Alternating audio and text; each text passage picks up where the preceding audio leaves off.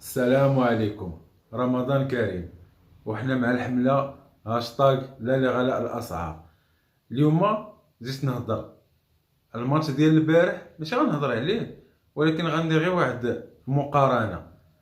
تجيب البرازيل مزيان مع رمضان حتى هي مزيان، 65,000 الجمهور، انتصار حتى هو مزيان، هادشي كامل مزيان.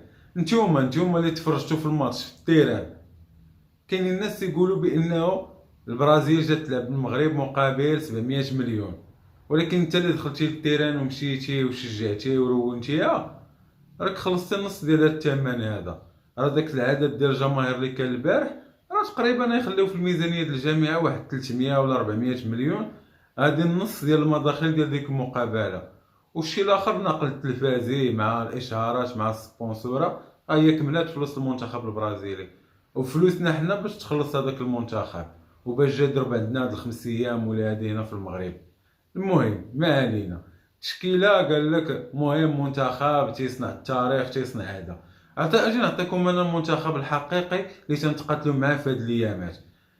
بلاصه ياسين بونو نديروا البصله 17 درهم، وبلاصه حكيمي اللي هو اغلى مدافع عندنا في المغرب غادي نديروا الفلفله حيت دايره حتى هي 400. وفي وسط ولا في قلب الدفاع اكردو وسايس غنديروا مطيشه وبطاطا دايرين 10 دراهم. وكظاهر ايسر بلاصه نوصل المزراوي غندير الدنجال وصل 8 دراهم.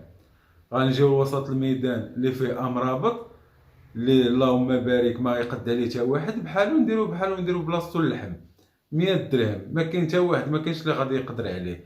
غنزيدو شويه غادي نلقاو اناحي، غادي نلقاو نحيدو ونديرو بلاصتو الدجاج داير 20 درهم.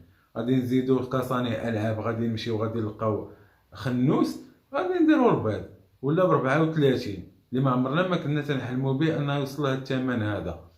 بلاصه الزياش غندير الزيت اللي الثمن ديالها مرتفع مده هادي. بلاصه بوفال غادي ندير طحين.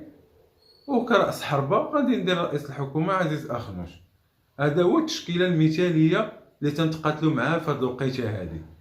يعني هاد الشيء راه غير تيسكتونا، ولا بلا تتبان لي ان هاد المقابلات ديال المنتخب الوطني بحال الرضاعه ولا السكاته ولا اللهايه ديال الشعب.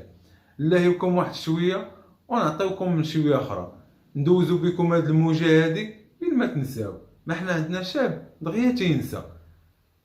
نقدو ندوزو اي حاجه. راه منين لا لاحظتو من المونديال ديال قطر الناس ملهيين مع الفرحه ومع المنتخب، والاثمنه غدا وكتزاد، اثمنه غدا وكتزاد، ونفس الاسلوب بقى غادي. وتجي واحد الموجه كلشي تيهضر على الغلاء، على هادي ما بغيناش، هادي ما بغيناش، هادي وتتكالما. هادي هي السياسه اللي غادي معانا.